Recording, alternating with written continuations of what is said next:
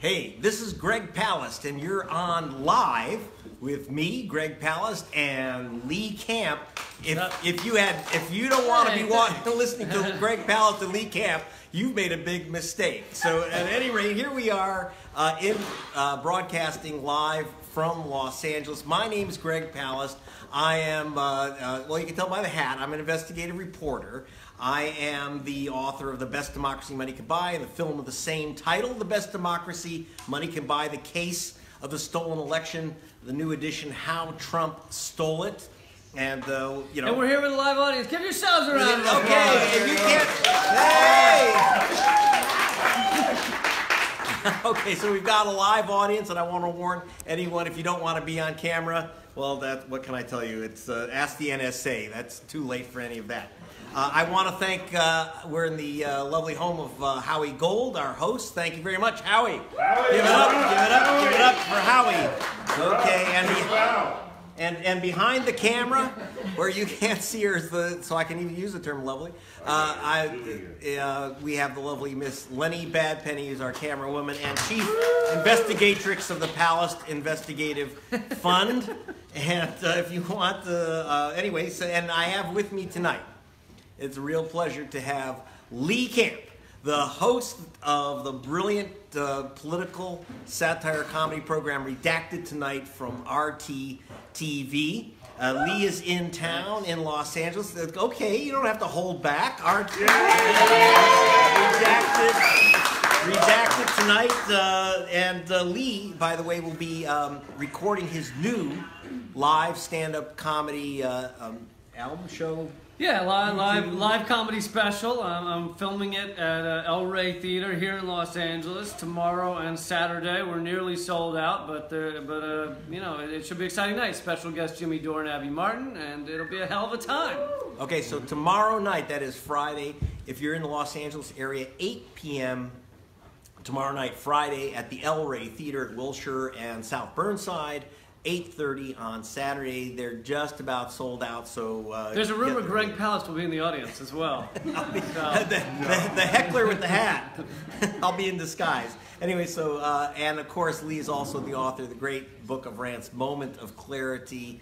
And so we just have, you know, I have a few questions of Lee. If you have questions, the audience here, send forward your questions or raise your hand or make noises or whatever. Don't worry about interrupting, but and if back at home, if you're watching, please send us your questions. Just type them in, and it'll be transmitted to Ms. Badpenny, who will transmit them to us. In the meantime, I have a couple questions for you, Lee. Please, Greg. Okay.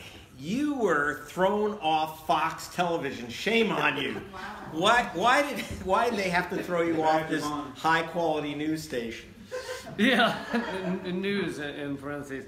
It was back a few years ago, and they knew I was left-wing, but they thought I'd play nice because there's a lot of like comedians and things like that might disagree with Fox News but still go on because they want the publicity, so they're going to be nice. And I had no intention of being nice. So they had me on, and I was like, what is this? You're just a parade of propaganda and a festival of ignorance. And I told everybody at home to turn off their television sets and stop watching this crap.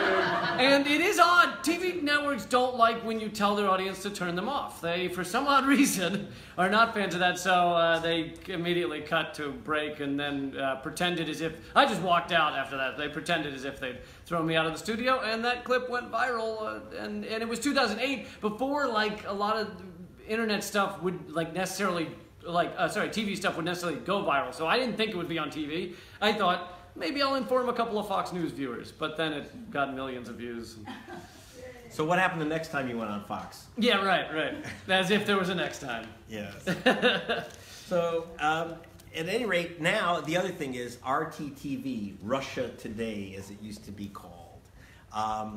You know, so now everyone on RTTV has been accused, according to the consensus report of the intelligence agencies, they have said that RTTV and your program, Sean Stone's program, before Abby Martin's program, that you were shills for the Donald Trump campaign. So why did you support Donald Trump? Explain how RTTV supported Donald Trump. Anybody who's watched Redacted tonight knows that I am critical of the two corporate parties because they're really one party with two separate sides.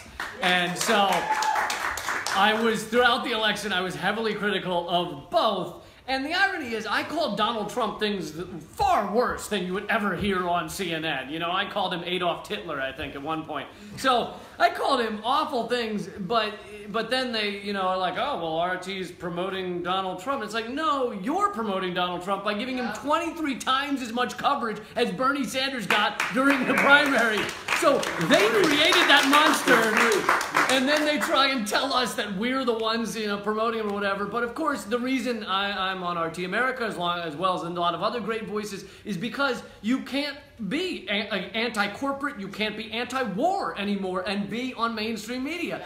Chris Hedges, Jesse Ventura, these are all people that were basically pushed out or thrown out of mainstream media, and now in order to be anti-war, and this guy, you didn't have a show on RT yet, but this guy over here. I was a regular. You were a regular. Until. But now they won't, you're not invited on CNN very often, are you? No, CNN International. As long as people don't understand the language I'm speaking, they don't mind having me. But I did try to sneak on saying I was Wolf Blitzer. I just shaved. But unfortunately, they caught me trying to actually deliver the news, so I was thrown right off. All kidding aside, they really have said that RT, actually, literally half of the report of the so-called Consensus Intelligence Agency report, half of it, about 11 pages, was about RT TV as the cat's paw of Donald Trump promoting his campaign. And as we were talking about earlier, the things they pointed to as proof that that RT's trying to sow discontent. One of the big things was they dared to have a third-party debate of third-party candidates. Oh, dear God. They allowed Jill Stein on television. What is wrong with them? The other thing they said was they also say there's greed on Wall Street. Swear to God, direct They literally said that was... They said there was greed on Wall Street. I actually want everyone to read the Consensus Intelligence report about how the Russians were, it's because of RTTV that Donald Trump was elected. Your ratings are astonishing. The irony, of course, as you know, Greg, is our election was screwed with. It was it not? It just wasn't the Russians. Well, it depends. Tell us a little bit about interstate cross-check. Well, yeah, actually, and by the way, it's no joke. I want to go first. I want to actually underscore this. Two things. They really said that that RTTV was pushing the Russian line because they had a program on something called, there's a Russian word, anti-fracking. Oh, you know what that means? That's a Russian word. They literally said that was you have to read the intelligence report. It said that having an anti-fracking show was carrying the Russian line. They also quoted what they said was the Russian line because they ran something about something called Occupy Wall Street, which did not exist in the rest of the RT was Emmy nominated for their Occupy coverage. Yes, well, we know who controls the Emmys, right? And here in Hollywood, right? People's Republic. But what they actually also said, and this is a quote, that there was a line. They said in the program on Occupy Wall Street, they used the Russian line that America is not really a true democracy because the political parties are controlled by wealthy oligarchs. Wow. You know who else said that? A very large Princeton study that found that we are an oligarchy, and another Harvard study found that we are the worst democracy in the Western world. But but that was the evidence that it was a you applaud the Western that we're not much of a democracy anymore. But these are the truths that are no longer allowed on our mainstream media. What I found was really interesting, though, is that here the idea was that Lee Camp, and those of you listening, Abby Martin and myself, I was a regular. Chris Hedges. And Chris Hedges, that we were the pro-Trump cat's paws. and what they said was, that means that we have $1 trillion intelligence apparatus which didn't bother to turn on the TV. Right? Think about that. You know, they were writing about what was on RTTV and they never actually saw it. Yeah, I mean, what it comes down to is if you dare dissent against the corporate mouthpieces, then you are, you know, working for the great evil other that's trying to open people's minds, you know, trying to wake people up to the actuality of the world we live in, where the environment is collapsing around us, where we don't have a legitimate democracy, and where corporations own our airwaves. And if you talk about those things, you need to be pushed out of the mainstream media. It's very important. I mentioned Jesse Ventura earlier. I didn't realize this until recently. MSNBC, you know, got rid of all their anti-war voices, got rid of Phil Donahue as lead up into the Iraq War because he was anti-war. And Jesse Ventura had a multi-million-dollar contract with them. Everything was set to go. Then Iraq started happening. They found out he was anti-war. They called him up and said, "Can you shift your position on being for an illegitimate war and start endorsing this war?" And he said no. They paid him tons of money just to get out of the contract, just to make sure they wouldn't have an anti-war voice on their airwaves. Wow. By the way, if you're watching this on Facebook Live, you're not watching Lee on his home network of RTTV for a reason. Every time that I appeared on RTTV, generally on the Tom Hartman show where I was a weekly regular, if I posted my appearance, if you have signed up to Greg Palast to my Facebook webpage, you would suddenly not see it. And we could not communicate with our own members if we had anything that was RTTV. So we had this. So in other words, we're fighting the terrible Russians by imposing a brand new censorship. And this is what's scary. What's this new censorship? This new Russian under every bed. Yeah, they're doing it under the guise of anti-Russian, but in fact, it's all anti-establishment news is being crushed and suppressed. Facebook pages are being pushed down. You can post things. I have 335,000 followers on my Facebook page. It was doing very well. I've had that same number for the past 2 years because they won't let it get any higher. I have people subscribe and they're just automatically desubscribed.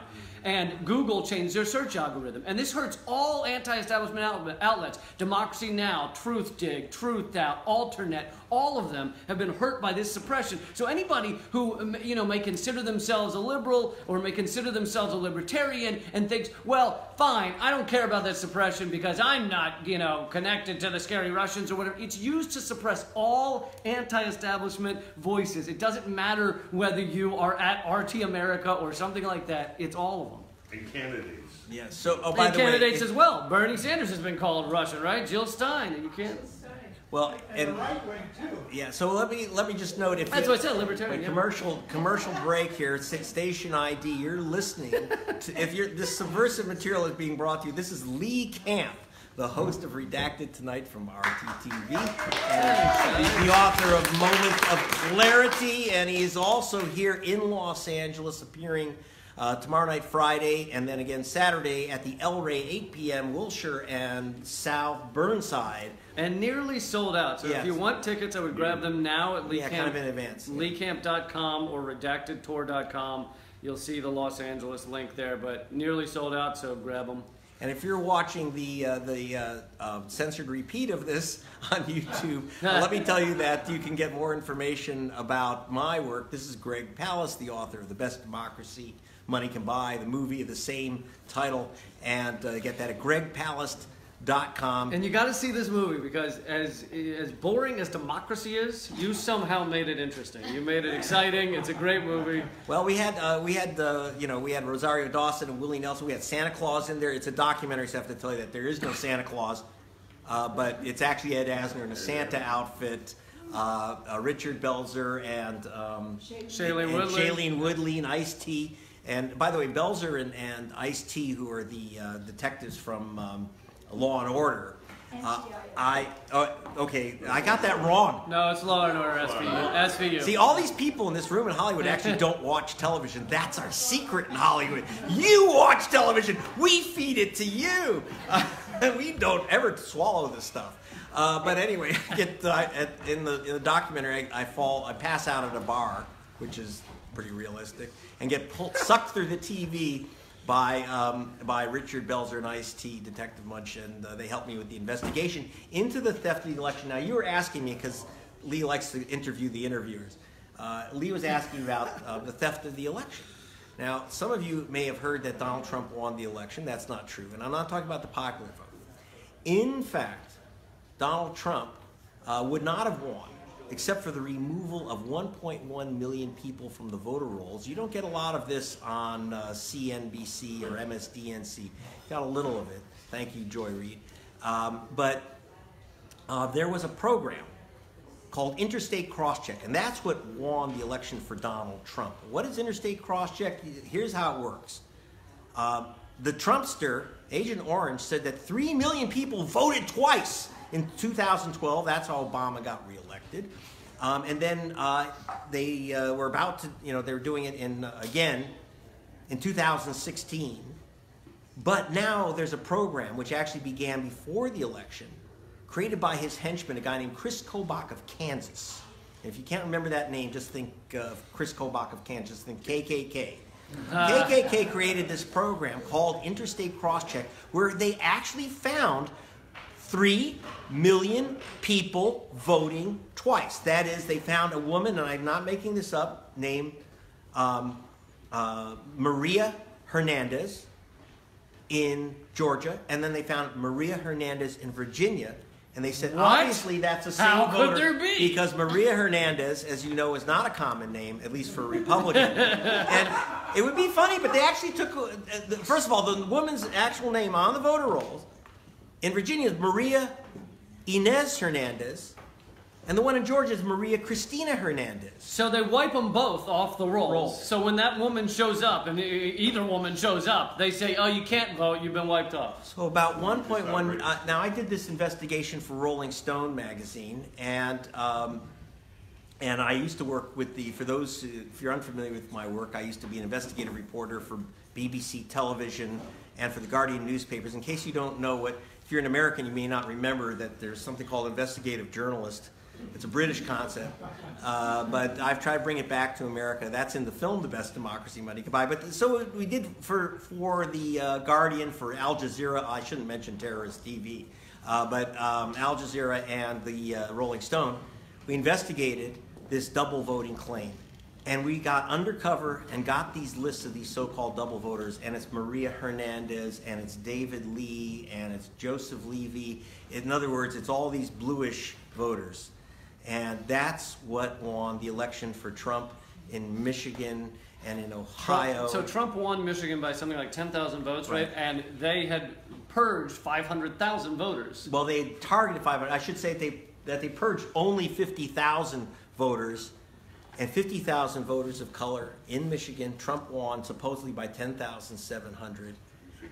So you have to understand how these things are working. And in for example, in Wisconsin, that's not the only way they steal the vote, Lee. And you can make the jokes about it. Actually, Lee has 7 ways to steal the vote on the GregPalast.com website. His rants on the various ways, including, for example, ID, the games with ID. In Wisconsin, most people don't realize that they changed the ID laws 2 weeks before the election. 2 weeks. Oh, you're saying like student IDs? And dig this, you have to have a color photo state ID. All right, I mean that's a burden, but okay. You always have your passport, right? So that who has their passport. But anyway, but they said if you have your photo ID from the state, that's the gun license, you could use that to vote.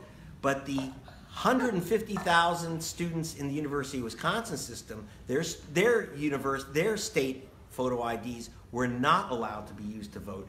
50,000 voters, according to the University of Wisconsin itself, said 50,000 students were not allowed to vote that wanted to vote. 50,000. Trump won by 22,000 in Wisconsin. So you just heard about Michigan. There's Wisconsin. The same games played in all these other states. Now here's the interesting thing. I'm talking to an iPhone. I am not talking. If I were in Britain, I reported on the top of the nightly news all over this planet.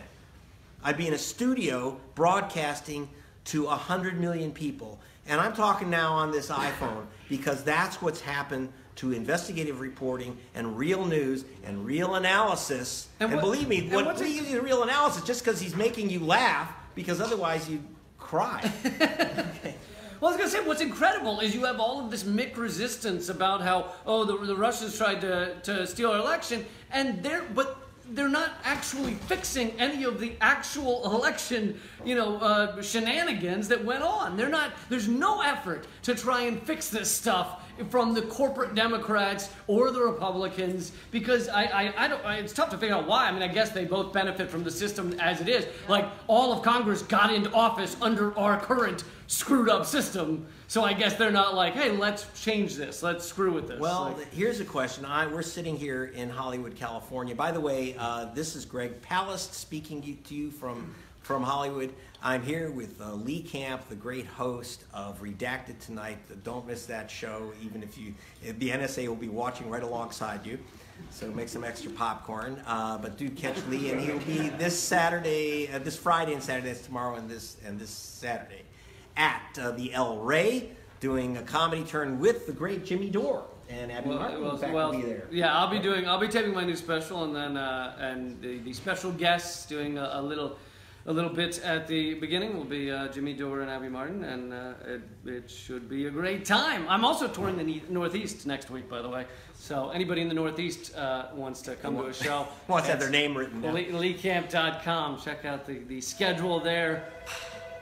Yeah.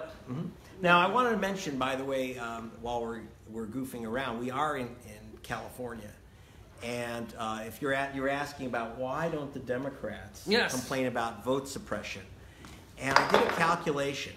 Now, some people know me from my investigation for BBC television in Florida, where I found out that Catherine Harris, back in 2000, removed thousands of black people from the voter rolls, calling them criminal felons who can't vote. And I got that list. Again, investigative reporting. Not one U.S. reporter actually asked for the list. I got the list. And not one person on that list, and you'll see this in the film in a cartoon form, by the way. Why not? Not one person on the list was a criminal, but they're all guilty of voting while black. And I wasn't guessing about their race, because it said next to their name, BLA. Now, by the way, when I first saw the BLA, I kid you not, I kept saying, why do all these voters have blah next to their name? Blah, blah, blah, blah, blah, blah, blah, blah. And then I go, duh. And then when I saw finally in the blah, blah, blah, there was suddenly a Y. W-H-I. And I go, oh, BLA, W-H-I, BLA, BLA, BLA, BLA, W-H-I. Yeah, so that's what they were doing, removing black voters. And that's how George W. Bush became president of the United States by 537 votes only, because they removed 58,000 black voters from the voter rolls. And they did it again this time, okay, through cross-check and other systems, including the new alien voter program. Now, this guy, remember Chris Kobach of Kansas, Mr. KKK, okay? Now, he came up with a new system. He was, by the way, appointed by Donald Trump to head Trump's vote fraud commission. Then when someone actually filed, me and some other lawyers filed some Freedom of Information Act requests saying, what are you doing in the dark there? We ended up, okay, they ended up saying, well, we don't have to answer your questions about what we're doing, because we're folding the commission and putting it in the Department of Homeland Security. Where, in other words, removing everyone named Maria Hernandez from the voter rolls is part of the war on terror. And we supposedly can't get this information. And by putting our election system under the DHS, they now can also avoid FOIA requests. Well, they think they can. I mean, I think they can. But I think, this is the problem. So now they have a new program. Mr. KKK, Chris Kobach of Kansas, has a new program, in which he's claiming that he and Trump have claimed that 1 million Mexicans have swum the Rio Grande, and I kid you not, to vote for Hillary Clinton and to vote Democratic. But don't worry, they're removing them from the vote, stopping them from registering now. She's that inspiring. And by the way, it's in my...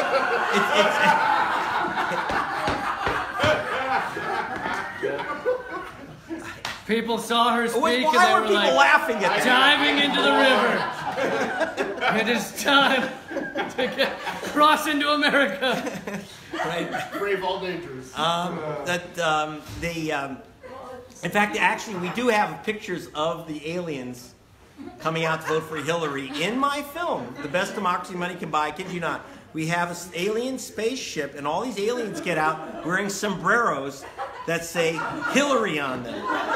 No, we did in the film, but the truth is, I want to admit to so many people, we actually just drew that as a cartoon. It's not real. And what's amazing is, of all these double voters, they found like 1 to 2, like, because they're under a lot of pressure to prove there are these double voters, so they try and find someone to prosecute. They found like 1 in Kansas. I saw the interview with Chris Kobach when they found 1 to prosecute. And really what it is it's a fairly recent immigrant who didn't understand that she couldn't vote like in this or that or whatever, like, and had basically done it wrong. And so now they're prosecuting the people like that and locking them up to say, look, double voters, it doesn't exist. Nobody, have you seen our democracy? Nobody wants to vote twice, all right? We hardly want to vote once for these corporate Democrats. So you really think someone's driving across state lines and showing up and being like, hey, I'm somebody else, and I'd like to vote for Hillary Clinton again? No, it doesn't exist.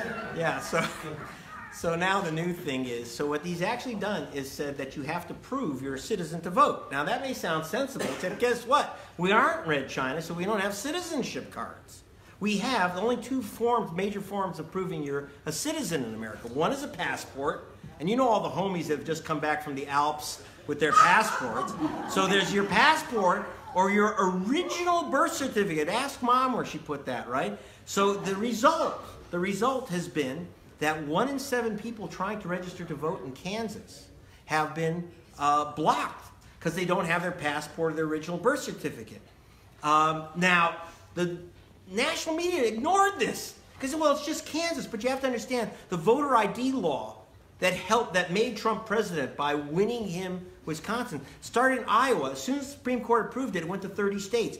Kansas is the test case that they are bringing to the U.S. Supreme Court. So please follow GregPalast.com and find out what the hell's going on here. I'm teamed up, by the way, with the ACLU to try to find out what the hell's going on here. They've already brought legal action, ACLU.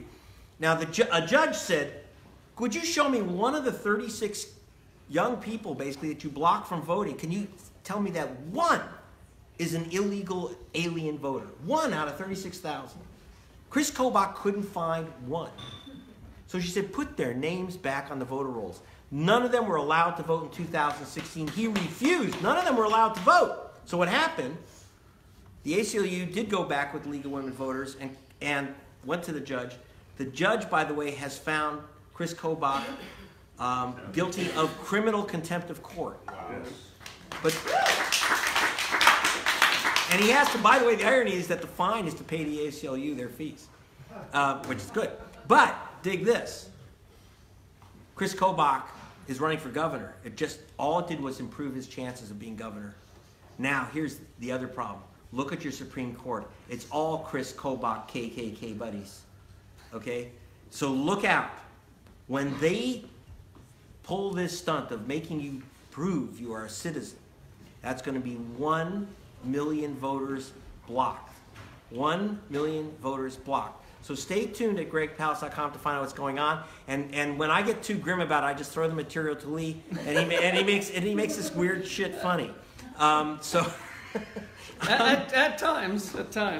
We have a whole bar of liquor back here to try and get through this. All right, we just started. This is the beginning of the evening. And by the way, I want to thank... Don't start passing out the sharp implements yet. We got the liquor cabinet here. If you are in Los Angeles, make sure we do have skulking around here some of the staff of the wonderful radio station KPFK, which, by the way, does Samis.radio in Los Angeles. And if you're watching worldwide, by the way, right behind us, no, he's not the bartender. He's the general manager. This is Aniel Fields of KPFK. Yeah, thank you. KPFK. Okay, well, throw your hat in anyway. Love these fellas. So anyway, please watch Pacifica Radio Network and in Los Angeles, KPFK. The home of democracy now, not democracy later on CNN. In fact, I wanted to ask about that with the media question. Okay, the New York Times did cover you. I will say, Lee Camp got a huge spread, the entire front of the art section in the New York Times, in which they explained that Lee Camp, and I kid you not, the entire thing was an indictment, was a statement again and again that Lee Camp is a Russian agent. So I want to know, do I have to pay Putin 15%? Is he your agent or you the agent? Or you get the 15%? It's only 13%. Okay, yeah, so 13. So no, seriously, they actually did call Lee Camp a Russian agent, including saying that Russian-speaking minders, his Russian minders, were standing out on the sidewalk while he was doing his comedy act inside a club. So explain away those. You explain to me about your Russian minders. Yeah, it's a pretty funny article. But I performed in New York City at the Cutting Room doing my stand-up act, as I'll be doing tomorrow night here in Los Angeles. And the New York Times journalist that I gave a ticket to, I graciously gave him a free ticket to come see the show. He either chose not to understand or actively lied and said that he heard people speaking Russian out on the sidewalk. Well, anybody who looked at the marquee could see that what was performing after me at the Cutting Room in New York City, a well-known Russian rapper. So these were Russian audience members who had come out to see some Russian rapper that I had nothing to do with. And if he had talked to these people, who surely spoke English, he would have found out, oh, these are here for the Russian rapper that's performing after Lee Camp. But also, they had to, in just this one-page art section article, the New York Times was forced to retract multiple statements from that one article. And this is supposed to be one is they claim that Liz Wall, who was this, kind of weird woman who left RT and did a whole oh, they made me say stuff or whatever. She claimed to have been at RT the same time I was doing my show, when in fact she left 2 months before my show ever aired. So they interviewed her and she told them everything about my show, even though she was never there when it aired. So, it's those type of things, which you'd think an investigative journalist could probably look up and find out whether that's true, whether those timelines line up. But no, the New York Times is doing something that's very important, which is to sideline and push out those who are dissenting voices, those who are anti-war voices. I call them the white blood cells, Greg. The mainstream media acts as the white blood cells around an infection that is anti-war, anti-corporate, really the truth. And when they see something bubbling up and it gets a little too hot, they then, start crowding in on it. I also had an attack piece on Weekend Edition on NPR. They attacked me. They did a whole segment on me. And it's because these are the white blood cells defending the, oligarchy, according to the Princeton study, that we have here in America. Okay, that's pretty funny. Hilarious! Hilarious. Anyway, this is Greg Palast. I'm here with Lee Camp, and you can get my investigative reports, not in the New York Times, but in Rolling Stone, on BBC television, in the Guardian newspaper, and other fine outlets. And where do you find your material? LeeCamp.com and YouTube.com/Redacted tonight. You can get all of our shows there. And I have a new podcast called Common Censored, so that's free on all the podcast areas, stations, whatever, channels, what are they called? But I wanted to ask you about something that I've been thinking about a lot, which is I loved your book years back, Vulture's Picnic. And right now, Puerto Rico is being guttered in this disaster capitalism catastrophe. And they basically, the reason they don't have the infrastructure or the setup to deal with this hurricane was because they'd already been gutted by basically Vulture's Picnic beforehand, right? Wow, you read books. Okay, the FBI is going, reads books. Do you remember your own book, Brad? Do you remember Vulture's Picnic? Vulture's Picnic. Well, actually, it's a good point, and I don't know how many laugh lines I can get out of this, but there's a guy named John Paulson, otherwise known as the Foreclosure King. This guy made $5 billion in a single year. That's more than anyone since the Pharaoh. You'll meet him in my film, The Best Democracy Money Can Buy. He's the guy who crashed the mortgage market. I explain how in a conspiracy with Goldman Sachs. Not that someone didn't go to jail. His assistant who translated his bullshit was charged. But the guy who made the $5 billion, he was off. But he's also... he has basically bought up a huge number of Puerto Rico's bonds, real estate, and the bonds for the electric company.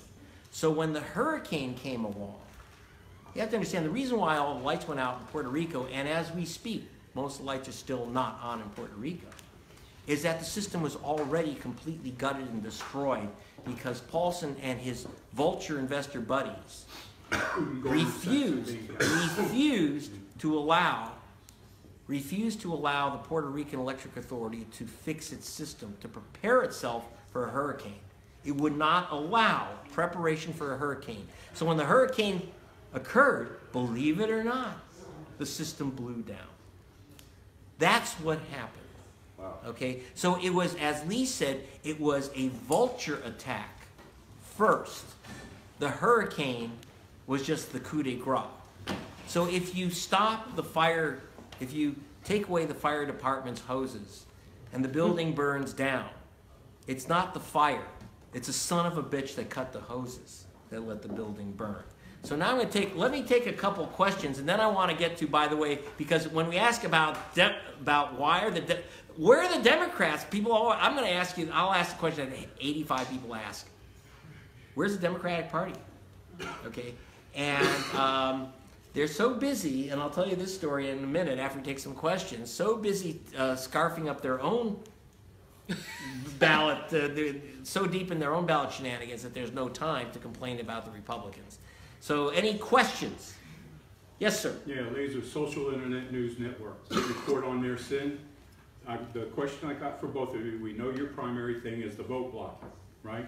We don't know what your primary number one thing is. I'd like to know what the primary number one thing is. Then I'd like to know from both of you, how do we help you achieve that goal? Because we need to be more involved. And then the third thing for both of you is, you know, the attacks on net neutrality are doing the very things that you're talking about. They're quashing us because us following you, are the real news networks now. And that's why they have to obliterate us. So how can we overcome that, including the recent debacles on the net neutrality things, to help you guys, help us achieve the victories that we need to do to turn this around?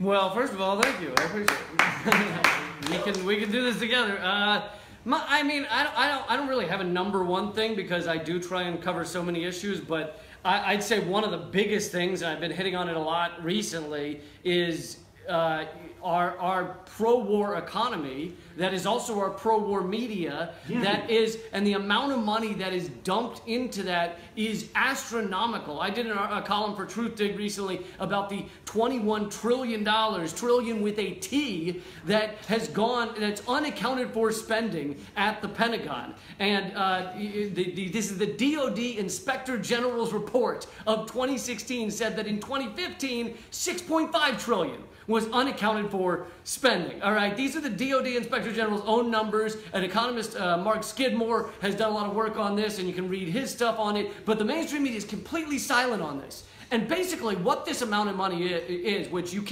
humanly can't get your head around it, okay? The GDP of Great Britain is 2.6 trillion. So this is 21 trillion unaccounted for. The GDP of Great Britain is 2.6 trillion. It doesn't make any logical sense. If you're making $40,000 a year, you know how long it would take you to make $1 trillion? 25 million years. Okay?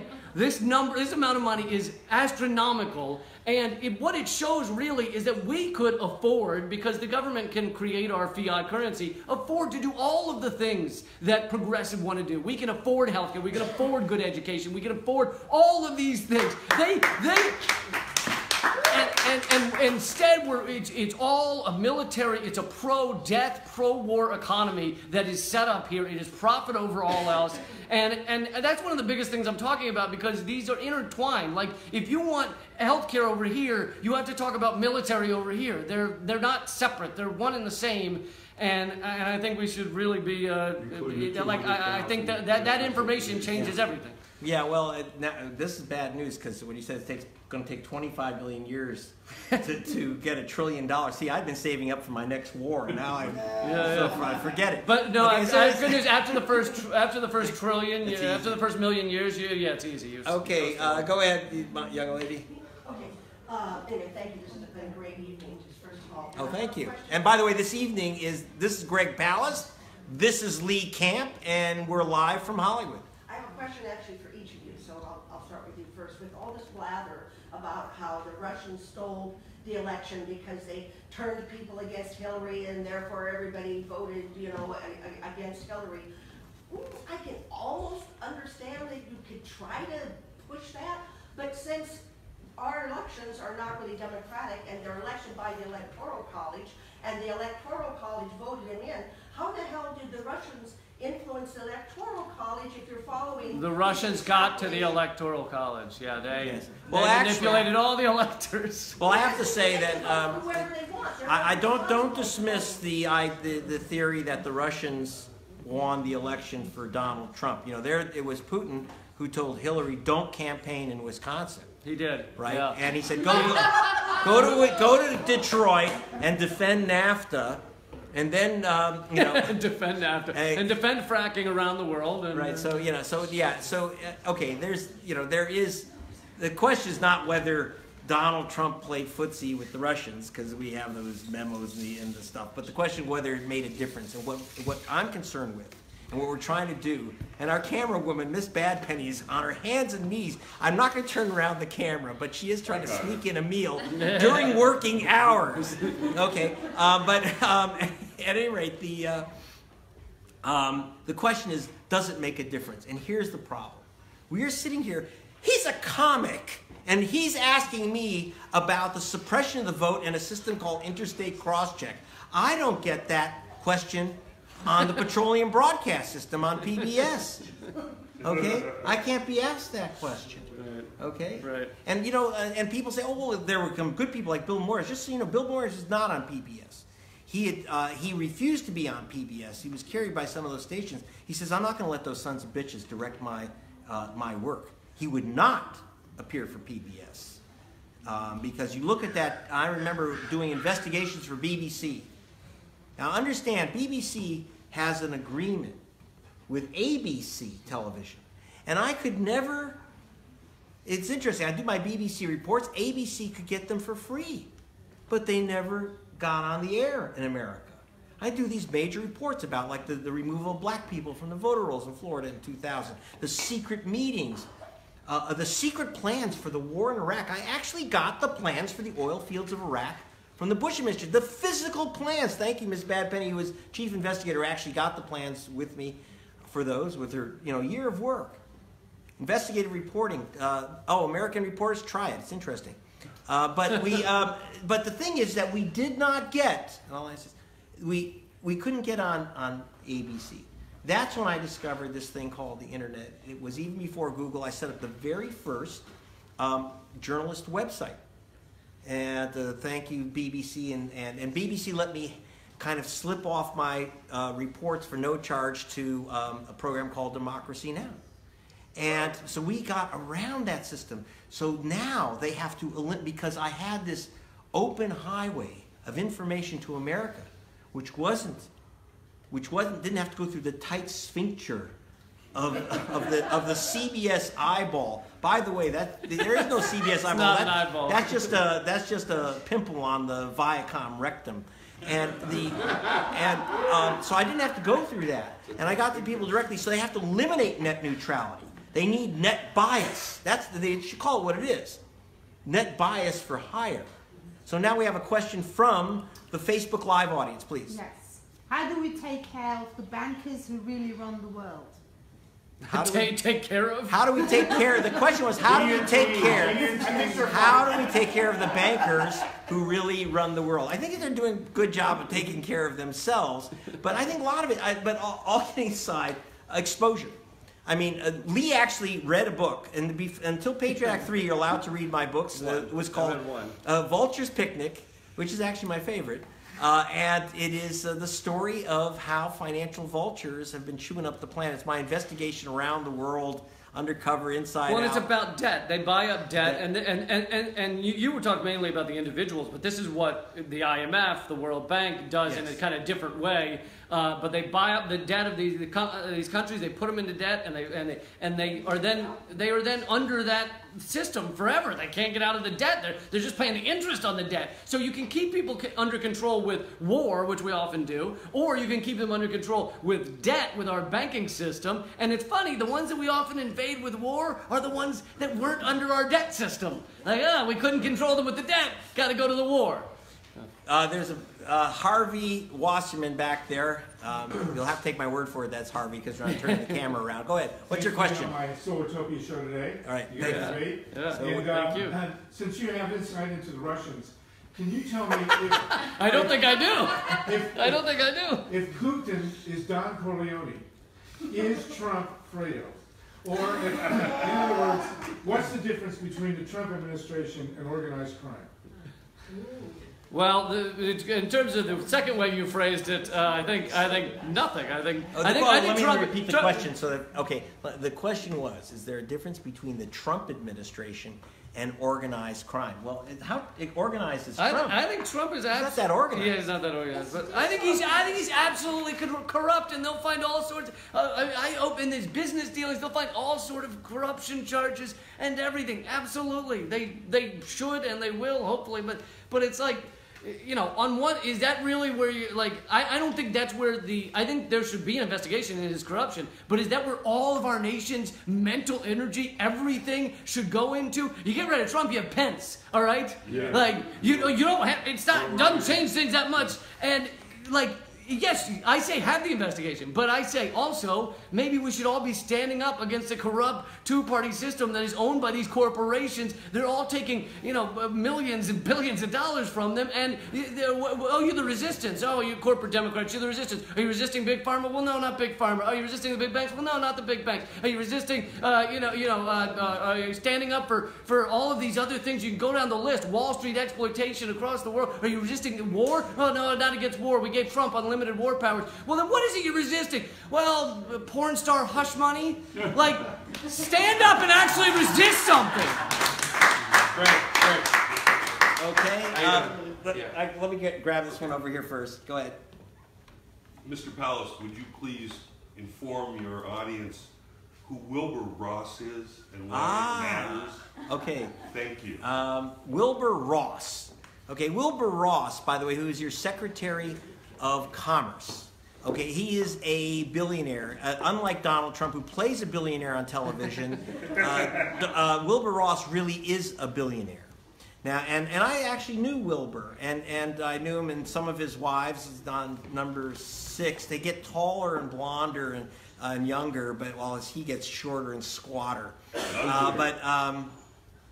Ross, okay, he is in charge of Trump's program to change NAFTA to bring auto plants back from Mexico to Detroit. And when you look at the auto parts plants in Mexico, just remember this: Wilbur Ross is the guy who owns them. Okay, and so this is the guy that Trump put in charge of bringing back those auto plants and punishing the capitalists, the mean capitalists who took those plants from Detroit down to Mexico, and then he put the guy in charge of reversing it. So he's laughing. So all those guys with those little red hats, Trump and Ross, are laughing at you. You're just their pawns, and they're laughing, they're giggling. As far as they're concerned, you're just putzes in red caps. And that's what's going on here. And that's a sad thing because the Democratic Party refused to talk to the working people of Ohio. And I was in Ohio, and you'll see my film, The Best Democracy Money Can Buy, and you'll see the tragedy, the closing of those auto parts plants in Dayton, Ohio, in Columbus, and that have destroyed these communities. And what's happened is that the president, the Democratic candidate, would not go to those plant gates. Would go to fundraisers, nice here in Hollywood. I have no problem with that. Raising money from I have a problem the with stimulus. Okay, he does. It keeps them busy. But the problem is not going to the victims. Not going to the victims. And so Trump went to the victims and said, I care about you. And that's why he won. It wasn't Russians. Russians did not tell Hillary Clinton not to go to the auto parts plants and say, I'll bring those plants back. Instead, she said she defended NAFTA, and until the very end when she had to, she defended the TPP. And, you know, it's no sense having a tear-down session on Hillary Clinton. Who cares? She's gone. But the thing is, what's not gone is that mindset. That mindset that what was once the Working People's Party doesn't give a damn about working people and considers them fools and morons. And the only issues that we care about are West Coast issues, you know, Me Too and homo, you know, and transgender issues, etc. That's fine. But that doesn't bring back someone their job and their life. And that's what's missing in America, jobs and lives. And that wasn't being addressed. And you know, and Putin didn't do that. Okay, that's what we have to address. But Jack Trammell wants to know, how many electoral votes did the Russians get? How many electoral votes did the Russians get? Oh, actually, when you asked about the Electoral College, I just wanted to say, like, if you look at the things that people were furious about in the primaries, in the general election, how many of them have we changed or fixed or altered? Like, the Electoral College, exactly the same. Super delegates. They may get rid of some of them, but in fact, they're not going to get rid of the system as a whole. If you look at our machines, we're voting on black box machines that you can't see the coding on. You've done great stuff in Ohio on this with Bob Fitrakis, but we're voting on black. Imagine if the last 10 minutes of the Super Bowl, they sent everyone home, turned off all the cameras, and pulled curtains and finished the game, and then just announced to America, hey, Patriots won. Like, people would lose their mind. This country would be on fire. But instead, we just do that with all of our elections, so it's fine. It's insane. By the way, I should mention that when I was in Ohio, you mentioned Bob Fitrakis, and here's his partner, Harvey Wasserman. Bob Fitrakis, the great attorney. Before the 2016 election, and I've been, not much that shocks me, but a couple of days before the election, Bob Fitrakis goes into court and says, in the voting machines now, by the way, these electronic voting machines actually have the ability, kind of safety, two safety mechanisms. One is an anti-tampering function, which will signal if someone tries to tamper with the machine. In Ohio, they turned it off. I want to repeat that. In Ohio, the Republican officials turned off the mechanism on the voting machines, which signaled if there was any attempt at tampering. The second thing is that in electronic voting machines, you don't get a receipt, but now the machines will take a screenshot of your vote. When you verify, when you say, that's my vote, it'll take a screenshot, number it, put a timestamp on it, so it's all in order. So it's very hard. It's not exactly the same as a nice paper ballot receipt, but it's still hard to mess with. Again, the Republican officials turned it off. Turned off the safety record of your vote. Turned it off. And then went to court to defend the fact that they get to keep it off. And they so said, we cannot turn it on. And they said, now you understand, it's when you turn it on, it's like when you boot up your computer, it's just literally taking a button. Do you want safety copies? Yes. Do you want anti-tampering software on? Yes. That's it. And they said, we can't do that because it would cause chaos. What they mean by chaos is the voters' votes count. So this is what's going on. And if we think, and we talk about, and here's the thing, is that we had Joe Biden who said that American elections are the envy of the world, which means he's only been to Kazakhstan. Okay, so is there another question from here and then from the live audience? This is Greg Palast, the author of The Best Democracy Money Can Buy, and the film of the same name, Lee Camp of Redacted tonight. And what's your podcast called? Common Censored with Eleanor Goldfield, and it's all at leecamp.com. Check out my live tour dates, and I'll be performing here in Los Angeles tomorrow and Saturday. That's right, at the El Rey. Okay, one question. So we have RT in our house all the time. It's gone. First of all, I'd like to say thank you because it's nice to have actual real frickin' news on. We, every once in a while, attempt to go back to MSNBC, CNN, and we can look at our Trump shit and then go back to actually seeing real news. Now, being a newer independent media show that me and Fiorello have, we quote and we reference RT all the time. But for our generation on the Facebook, we get this whole pushback that it's funded by the Kremlin, it's funded by the Russians. How do you get past that, and who actually does fund RT? Because I have a hard time kind of arguing back against that when I have all this great progressive news. Yeah. Progressives that were thrown off, you know, from Chris Hedges to Ed Schultz. Right. It seems like they've all retreated to your channel, and it's great. But how do I push back against those Generation Xers and Yers that don't just like BBC is funded by largely or partially by Britain, RT is funded largely or partially by Russia, and CBC is partially by Canada, and there's Chinese television. Let me finish. Yeah, sorry. And there's Chinese television, there's Iranian, and so there's all these stations, but people only want to push back against RT, and they only want to say, oh, RT should be registered as a foreign agent. Well, are you making BBC register as a foreign agent? It's funny, I haven't heard much about that. And I'll just say, I mean, I'll speak for my show, although the other shows you're mentioning are great. Like Chris Hedges does amazing work. I think he's incredible. And Abby Martin did amazing work, and Tom Hartman, and there's so many others.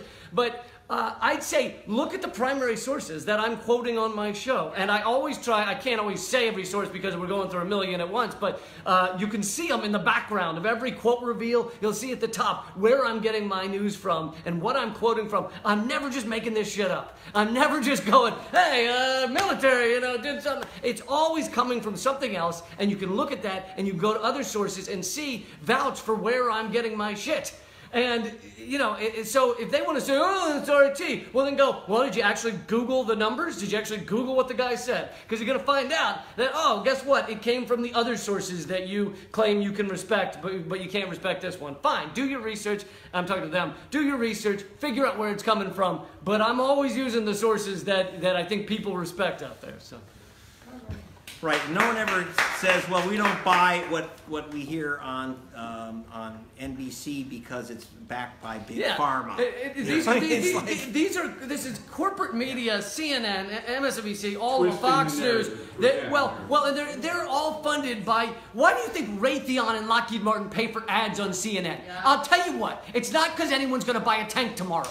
It's not because some grandma in Poughkeepsie's like, maybe I'll get the F-35. I don't know. I've been saving up some money. No, it's because that gives them massive power over these networks, and they know they're not going to be insulted by CNN. CNN's not going to come after Lockheed Martin, no matter how horrific what they do is, because they're their funders. Like, that's who they are. So they know that. And so, but no one, you see a CNN story, no one goes, oh, I can't trust you because you're fun. Like, most people don't. I think people are more doing that, but it's like, you know, I get this question endlessly, but being at RT America, but that question should be given in equal amount to every other network, all these corporate networks. Well, and by the way, I don't know why I thought of this, but when you talk about Raytheon and Lockheed, which has nothing to do with anything, but one of the weirder stories I found out is I was asking Lockheed when we were about to invade Iraq and we'd already invaded Afghanistan, why we needed an anti-Soviet submarine, this giant thing called the Virginia class, which was $3 billion per sub, and Bush had just ordered 30 of them. $3 billion subs. So he says, why do we need an anti-Soviet sub? He says, well, we can use them for the war in Iraq. We can use them for the war on terror. And I said, well, wait a minute. Afghanistan is landlocked. You know, so what do we do with the sub? And you know, and they said, there's a little and Iraq is almost landlocked. So what they told me, and I kid you not, Lockheed told me this, and this was bought by our corporate media. They said, well, what we do now to fight terrorists, we can take commandos and put them in torpedo tubes and shoot them up. Now I thought, this guy's pulling my leg, but I have here Miss Lenny Badpenny, our chief investigatrix, and sure enough, she showed me the damn plans from the Pentagon with the Marines lined up inside the torpedos, and to shoot onto the shore. The Israelis, by the way, use canoes. Well, you have no idea how bad it's gotten. You talked about Puerto Rico before. Did you know that Bain Capital and Goldman Sachs were bondholders that were guaranteed priority over everybody else? Right. Well, one of the things we just talked about, like the the bane of vulture capitalism. Are there any other questions from the? Well, I want to ask from the worldwide audience. Oh, okay. Well, Then we'll my go. audience wants to know why politicians hate us. Why politicians hate us? They're just greedy. They just want. Well, they don't hate everything about it. They like your money. But the other thing is, let's not forget, as I said, they think you're schmucks. They think you're fools. That's the problem. They don't. You're, as far as they're concerned, you're sheep for the fleecing. And that's why I say when you talked about Wilbur Ross, I never even finished talking about the billionaire Wilbur Ross. I could go on and on. For example, you want to know how these guys make their money? Wilbur Ross owned American Coal. Okay, so now, dig this, right? Who's the big fundraiser for Donald Trump? Again, Trump only plays a billionaire on TV. He had these billionaires. The idea that he self-funded his campaign is nonsense. Okay? Nonsense. Guys like Ross put up the money. How did Ross make his money in America? And now coal is coming back. Mr. Ross is getting paid well for this. But when the mine, Sago mine, which is part of his operation, collapsed, what is it? How many miners died? 27 died. 27 miners died. The head of his operation, and then Don Blankenship was running the operation. But it was Ross who was making the money. Okay, so dig this. The mine collapses. Why? Because they didn't have the communications equipment to find the miners and get them out. So they were buried alive there. Now dig this. Ross gets on TV and says, it's so terrible that our dear miners died. So now this guy is worth about $9 billion. He said, so if you would like to make a contribution to the widows, we're taking contributions for the widows. The billionaire said this, who didn't put in the communications. And I asked a simple question that no one else in the media asked. Well, Mr. Ross, do you want people to send their checks to your Hamptons beach villa, or to your Palm Beach villa, or to your Manhattan condo, or to your Paris condo? I didn't even know, where do I send my money for the widows? I just didn't know where Ross was collecting it all. But now, we know. We just send it to the White House. That's what's going on. So, okay, next question, sir. Yeah, this is more local scope, and it's about exposure. I'd like to know if either of you have ever been asked to interview by either of the late afternoon daily programmers on KPFK. Yes. To my knowledge, I have never heard Ian Masters or Jerry Quickly interview either of the two of you. The second question is, unfortunately, there is a line on late afternoon KPFK that the Russians are responsible for Trump, that they control Trump, that they're, it makes me sick when I hear that from KPFK. Okay, I want to mention that one of the stations that I'm a big supporter of, in fact, tonight's event is a fundraiser. Every dime raised tonight is going to KPFK Radio, our Pacifica station. Now, one thing I like about KPFK, for those who don't know, now I grew up in Los Angeles. I've been a member of KPFK for 51 years, or its affiliate stations. And I'm only 47. and it's like, but okay, this is the station that keeps our brains alive in Los Angeles. And just like the Pacifica stations, if you're listening on the web around, please support them, whether it's KPFT in Houston or it's or WMNF, its affiliate in Tampa. Please support these stations. And I'll tell you why, because there's a debate. And you're mentioning that there's some people who have different views than I do.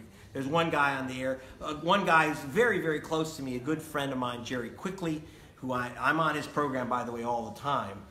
Anytime I want to, the door is open for me to walk in. And, and Jerry Quickly, for those who don't know, for example, writes the librettos for the operas of Philip Glass. So, okay, sorry, how can I forget Philip? Philip Glass's operas. He's also a great hip-hop artist. And these are the types of people with these great art backgrounds and political values that you can't get anywhere else. So I appreciate that. And not everyone on these stations agrees with me. Some I'm pounding my steering wheel like, how could you say that, Ian? But that's okay, because there's a debate that goes on at KPFK that you don't hear anywhere else on any station. National Petroleum Radio, it's one single line. And and one of the problems, even that I do have with the Hollywood set too, and I listen to the right-wing folks too, is that if you know more people who voted for Jill Stein than Donald Trump, you are living in a bubble. Okay, so that's my question. Any other questions from the net? Let's see. Yes. Okay, from our worldwide audience, please type in your questions. We'd be thrilled to answer. Did you know Why are the Democrats running mainly military veterans, intelligence officials, prosecutors, blue dogs, and billionaires for Congress? Let's not see the same hands. I know. Okay, I know. Lee. Oh, so the question is, let me repeat this. This is Greg Palast coming live from Hollywood with the great Lee Camp of Redacted tonight. And what's the Podcast is common censored. Okay. Yeah. So do me a favor. So listen up. Yeah. So the question was, why do the Democrats suddenly have this whole rash of nominees who are veterans and ex-intelligence officers and ex-torturers and ex-whatever? So there was an analysis of they found 221 Democrats running right now in this cycle, some in primaries, so some against each other. And of that 221, a full quarter, 25%, are military intelligence, either current or past. And this is not a secret. It's proudly in their bios. I used to be CIA. I used to be, I'm a veteran. And that is unprecedented in any party to have that many military intelligence running. Now, who decides who gets to that point that they're able to run in these primaries? And they only judge people who had over $100,000 in their accounts because they were competitive with $100,000. Now, only 5 of those were claimed to be Bernie-crats or Justice Democrats, having that much money and the ability to run competitively. Now, who's doing most of that decision process of who gets to run and who gets to be competitive? The DCCC. And they push down and they stop candidates who are truly progressive, who are not taking corporate money. They prop up those who are ex-military intelligence and everything. And it is the soul of the Democratic Party right now is in a fight for its life, because a lot of us are standing up and saying, hey, we want something different. We want a lot of the stuff that Bernie Sanders was talking about. We want to be anti-war. And the corporate side of the Democratic Party is doing everything to suppress that. And so they have, not only do they help fund and get the big funders behind the DCCC, but they also keep all the data away from them. So the progressive candidates, the Bernie-crats, etc., don't have the data to know which neighborhoods to go to, which doors to knock on, all that stuff. By the way, you just heard of something. You just heard of something very interesting. Information. And that's from a comic. Okay, so that's leecamp.com. Now, this is Greg Palast. Here's what I want you to do, everyone in the room here and everyone with us on live worldwide. I want you to do these things. I want you to go to leecamp.com and hook into what Lee is doing, get his book Redacted, get on his podcast, watch his program on RTTV. It's also on YouTube channels if you don't like the NSA looking over your shoulder as you're watching TV. I kind of like it's warm and secure, and I feel safer. But the other is to go to gregpalast.com. I'm gregpalast.com, and the reports I do for British Television, The Guardian, etc., I do put all my reports on gregpalast.com. You can also read the book, The Best Democracy Money Can Buy, and you can read the Vulture's Picnic, our Madhouse, and even more important, you can, until Patriot Act 3, you'll be able to communicate with me there. Please sign up. It's a free subscription, and do support your local Pacifica station, including here in Los Angeles, KPFK 90.7 on your dial. I want you to give it up worldwide for Lee Camp. And for Greg Palast. And thank you to our lovely live audience. You guys are wonderful. Thank you. And the clapping machines, they worked really well tonight. Yeah, we just fine. Okay, very good, thank you. Over here. Till next Okay. time.